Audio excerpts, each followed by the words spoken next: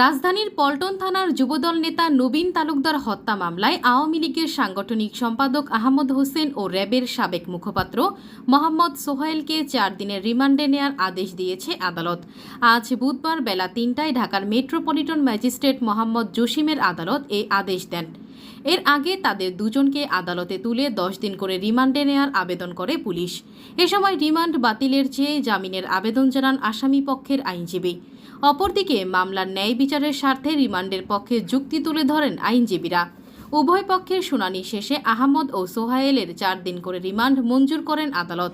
19 তারিখ দুপুর 2টার সময় আনুমানিক বিজিবি র্যাব পুলিশের যৌথ বাহিনী ছোড়া গুলিতে আমার হাজবেন্ডের বুকে বাঁ পাশে গুলি লাগে এবং উনি ওইখানে নিহত হয়। তার স্বামী নিরস্ত্র ছিল। স্বাধীন বাংলাদেশের যদি বুক ফুলিয়ে কথা না বলতে পারে, আওয়াজ না তুলতে পারে, তাহলে এ কেমন স্বাধীন দেশ?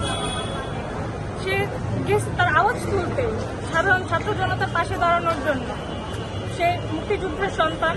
সে সবসময় বলতো, আমি মরলে বীরের মতো মরবো, আমি কাপুরুষের মতো মরতে চাই না। এই কথা বলে সে আমার সাথে থেকে বের হয়ে গেছে শুক্রবার।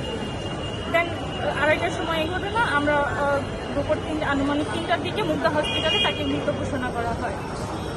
তো আমি চাচ্ছি যে যারা এই ঘটনার সাথে সম্পৃক্ততা আছে, যারা দোষী প্রত্যক্ষপক্ষে, তাদেরকে যেন আইনের আওতায় আনা হয় এবং যথেষ্ট সর্বোচ্চ শাস্তির দাবি করতেছি।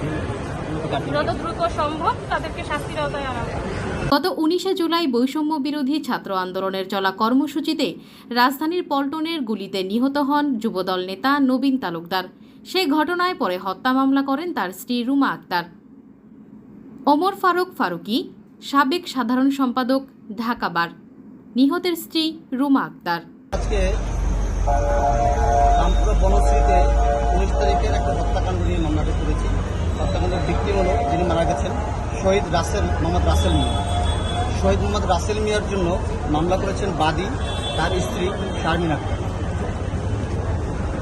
ওদিন 19 তারিখে যে ঘটনাটি ঘটেছিল, এই মোহাম্মদ রাসেল মিয়ার একজন মুক্তিযোদ্ধার সন্তান। যেহেতু মুক্তিযোদ্ধার সন্তান, কিন্তু তার রক্তে সবসময় বিদ্রোহ আন্দোলন লেগেই, যার কারণে সে প্রথম থেকেই সেই আন্দোলনে ছিলেন এবং আন্দোলন থেকে থাকারত অবস্থায় 19 তারিখে তিনি গুলিবিদ্ধ হন। এই স্বৈরাচারী শেখ হাসিনার নির্দেশে এই পুলিশ, বিজিবি, র্যাব এবং প্রতিটি ছাত্রলীগ, যুবলীগ, এই সন্ত্রাসী বাহিনীদের গুলি নিহত। ওনার একটি বুলেট বুক ছিদ্র করে, বাতাসের বুক ছিদ্র করেছেন এবং উনি মারা যান। দেখেন, সেই সময় এতটা স্বৈরাচারী অবস্থান, আপনারা সবাই জানেন যে এই লাশটাকে যখন ছাত্র জনতারা যখন নিয়ে ফরাজি হসপিটালে যায়, ফরাজি হসপিটালে গেলে পরে তখন এই ফরাজি হসপিটালের কর্তৃপক্ষ জানায় যে তোমরা এটা চিকিৎসা করতে পারবেন না, কারণ ওনাদেরকে উপর থেকে নির্দেশ দিয়েছেন যে যদি কোনো পুরো প্রশাসনের কোনো লোক হয় তাদেরকে চিকিৎসা দিতে পারবেন, কিন্তু এই ছাত্র জনতাকে দিতে পারবেন না। এখন কতটা নেটকারজনক।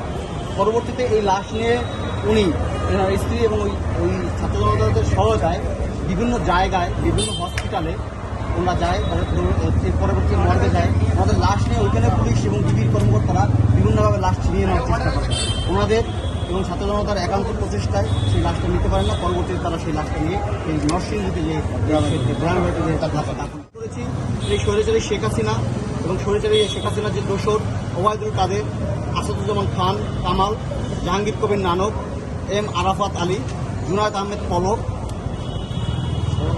মাহবুবুর রহমান সাবেক প্রতিমন্ত্রী, দুর্যোগ প্রশাসন প্রাণ, ওয়াকিল উদ্দিন সাবেক সংসদ সদস্য, ফজলে শামস পরশ, মনিরুল হোসেন খান নিখিল, হোসেন সাদ্দাম, শেখ ওয়ালি আসিফ ইনান, রিয়াজ মাহমুদ সহ মোট 28 জন এবং অজ্ঞাতনাম আরও 200 জন, যাদের নাম আমরা জানি না।